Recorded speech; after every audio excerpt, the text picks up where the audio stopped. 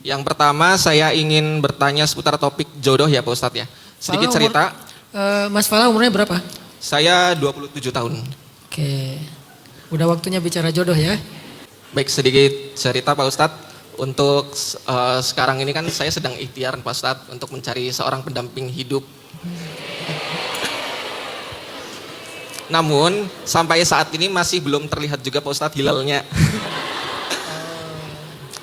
Pertanyaan saya adalah, apakah jodoh termasuk takdir mu'alak Pak Ustadz? Kalau jodoh kan sudah ditetapkan di Lauhul Mahfudz, tapi kenapa kita harus cari? Karena sedikit cerita, kalau saya ketemu orang yang saya suka itu grogi gitu, salting Pak Ustadz. Mencari jodoh. Kalau emang jodoh itu emang udah ditulis takdirnya di sisi Allah, kenapa kita disuruh mengikhtiarkan atau mencari jodoh? Dan ini bukan hanya masalah jodoh, termasuk masalah rezeki. Kalau emang rezeki kita udah ditentukan, kenapa kita disuruh cari? Inilah titik kelirunya kita belajar takdir. Kita belajar takdir bukan untuk belajar ridho, tapi belajar nyerah. Padahal tadi saya mengatakan kalimatnya pasrah, bukan nyerah. Nyerah itu nggak ngapa-ngapain. Kalau pasrah itu memasrahkan itu kan memberikan kan. Apa yang kita berikan, kita pasrahkan hasilnya, bukan ikhtiarnya. Kalau kita tidak mau berikhtiar namanya bukan berpasrah, tapi menyerah. Dan menyerah itu artinya berputus asa. Allah melarang kita berputus asa.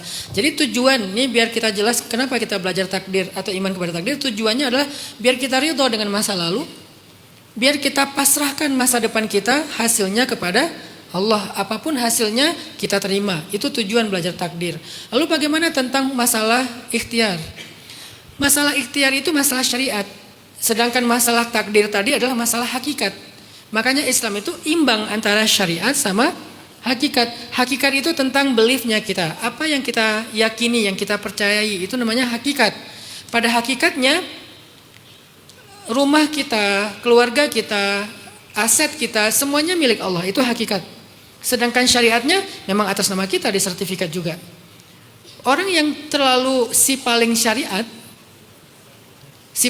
ini apa? Dia ngerasa dialah pemilik semua yang ada dalam hidup dia tuh. Rumahnya, mobilnya, keluarganya, semuanya milik dia. Ini si paling syariat nih. Sehingga ketika ada yang diambil Allah dalam musibah, dia marah. Ya Allah, kenapa engkau ngambil hartaku, keluargaku, orang-orang yang aku sayangi. Padahal secara hubungan hablum minan nas, yaitu syariat, memang semua itu milik dia. Anak-anak dia, pasangan-pasangan dia, aset-aset dia. Tapi secara hakikat, innalillah wa inna ilaihi raji'un. Semua kita milik Allah dan kembali lagi kepada Allah.